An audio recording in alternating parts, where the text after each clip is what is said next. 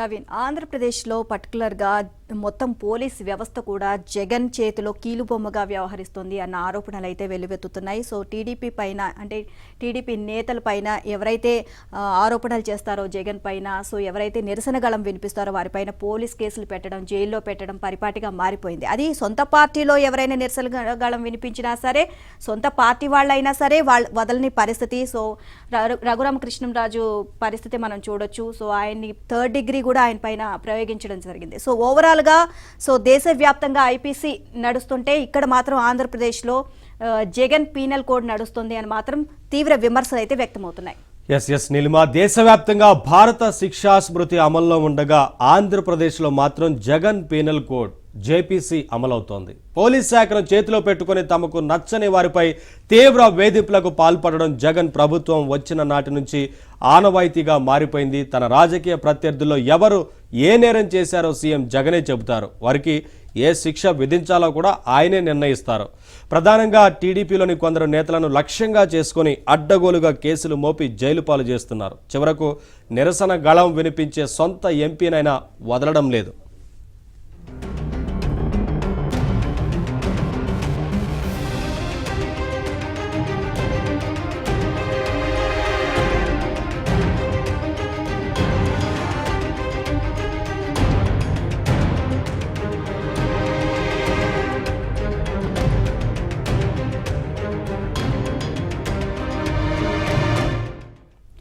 Narsapuram YCP MP రఘురామరాజుపై lockup లో ఏకంగా third degree ప్రయోగించడం దేశవ్యాప్తంగా సంచలనం కలిగించింది.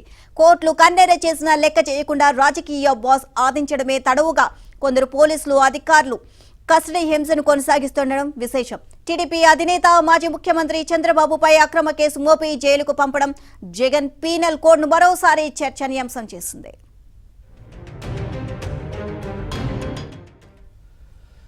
గతంలో తనను ఇబ్బంది పెట్టారనో, ఇప్పుడు తన తప్పులను గట్టిగా విమర్శిస్తున్నారనో జగన్ కొందరిని వ్యక్తిగతంగా టార్గెట్ చేసి వారిపై కేసులు మోపి వేధిస్తున్నారన్న విమర్శలు గత 4.5 ఏళ్లుగా వెల్లువెత్తుతున్నాయి. అవినీతి ఆరోపణలపై సీబీఐ గతంలో ఆయన్ను అరెస్టు చేసిన విషయం తెలిసిందే.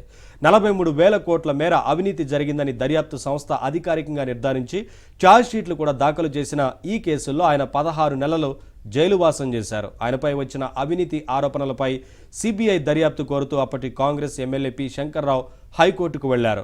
టీడీపీ నుంచి ఎర్రన్నాయుడు, అశోక్ గజపతిరాజు కూడా అందులో ఇంప్లీడ్ అయ్యారు.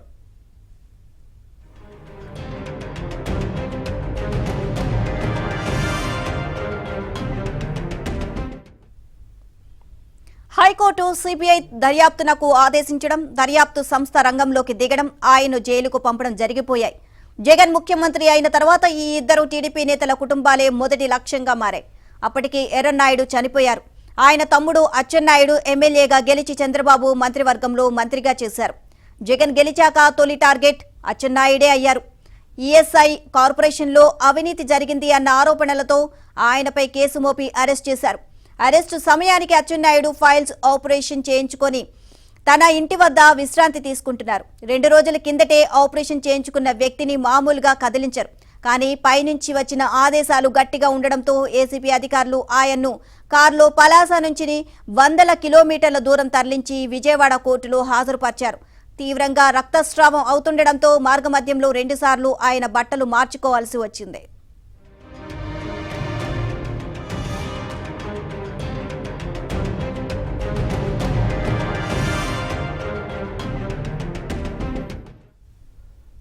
అయినప్పటికీ ఆయన్ను ఆసుపత్రికి తరలించడానికి వీల్లేదని పోలీసు అధికారులు కోర్టులో వాదించారు. కానీ ఆయనకు కోవిడ్ నిర్ధారణ కావడంతో తప్పనిసరి పరిస్థితుల్లో ఆసుపత్రిలో చేర్చారు.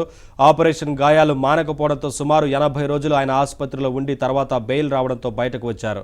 ఆయన అరెస్టు జరిగి ఇప్పటికీ 3.5 ఏళ్లు దాటింది. కేసు పెట్టి అరెస్టు చేయడం తప్ప ఈ కేసులో ఇంతవరకు కోర్టులో ఛార్జ్షీట్ దాఖలు చేయలేదు. విచారణ పూర్తి చేయకపోవడం చూస్తుంటే రాజకీయ వేధింపులు తప్ప మరొకటి కాదని నిర్ధారణ అవుతోంది.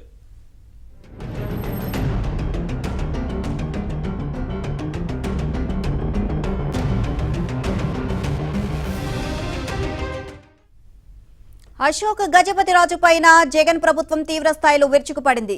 మాన్సస్ ట్రస్ట్ కు సింహాచలం దేవస్థానానికి ఆయన వంశపారంపర్య ధర్మకర్తగా ఉన్నారు. ఆయన్ను తీసివేసి ఆయన కుటుంబానికి చెందిన వేరే మహిళ ఎక్కడో ఢిల్లీలో ఉంటే ఆమెను తెచ్చి కూర్చోబెట్టారు. అశోక్ కోర్టుకు వెళ్లి పోరాటం చేసి మళ్లీ ఆ పదవులు తెచ్చుకున్నారు. కానీ ఆయనకు ప్రతి చోట అవమానమే ఎదురైంది. ఏ ఆలయంలోనూ ఇప్పటికీ ఆయనకు చైర్మన్ గౌరవ మర్యాదలు అందడం లేదు.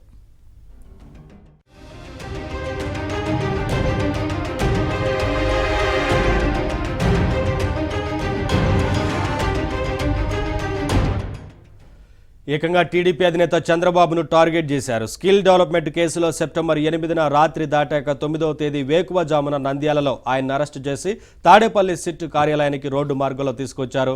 ఆ మర్నాడు విజయవాడ ఏసీబీ కోర్టులో హాజరుపరచగా న్యాయాధికారి జ్యుడిషియల్ రిమాండ్కు తరలించారు. ఆ వెంటనే సిఐడి అధికారులు రాజధాని inner ring road fibre net కేసుల్లో ఆయన్ను విచారించాలంటూ పీటీ వారెంట్లు దాఖలు చేశారు. ఆయనకు బెయిల్ రాకుండా సాయశక్తుల ప్రయత్నాలు చేస్తున్నారు.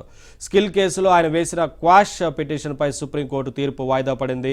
నవంబర్ మొదటి వారంలో తీర్పు వస్తే తప్ప చంద్రబాబుకు బెయిల్ వస్తుందో రాదో చెప్పలేని పరిస్థితి.